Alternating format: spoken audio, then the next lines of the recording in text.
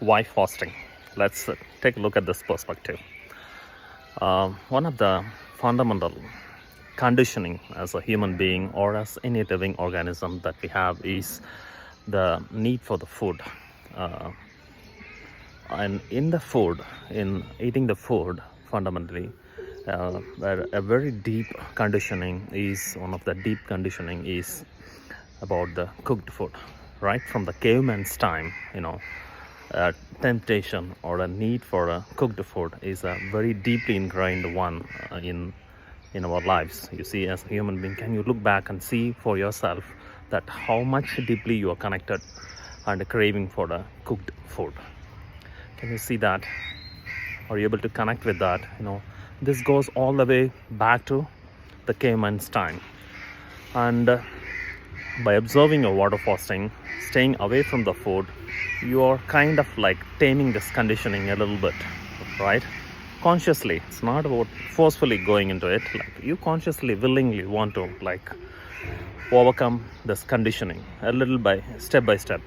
We cannot do everything all of a sudden drastically, but one day of water diet means that you are a little bit taming this conditioning that was deep ingrained for millions and millions of years, which has a control over what we can do and what we cannot do here as a human being. So an animal doesn't have this privilege, right? But the animal, even though it doesn't have a privilege, I should be wrong to say that, but there are animals which chooses not to eat on certain times. But even human beings lack this in today's time, most of the human beings.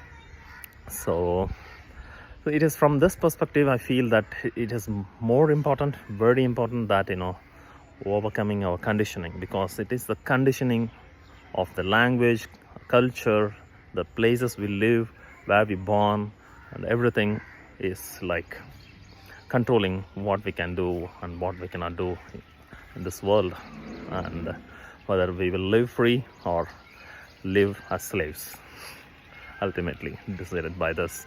So a kind of water diet once in 15 days,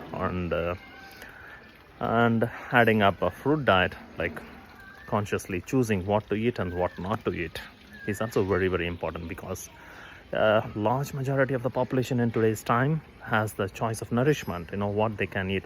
They're not lack of shortage of what they can buy and what they can get to eat, but it is, are we eating what we really need, what is healthy for us? So that is a big question, isn't it?